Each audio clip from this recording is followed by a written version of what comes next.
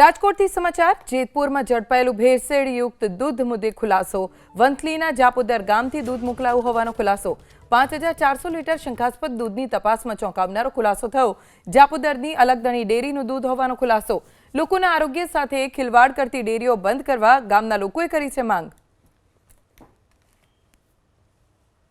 home delivery થતી નથી ત્યાં દૂધની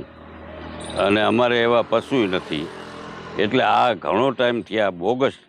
ડુપ્લિકેટ દૂધ બનીને બહાર જાય છે પાસે એવી આશા રાખીએ કે આવું બાળકો બીમાર માણસો વૃદ્ધો અને બધાના સ્વાસ્થ્યને આયરે સેવા કરે એને માટે ખરેખર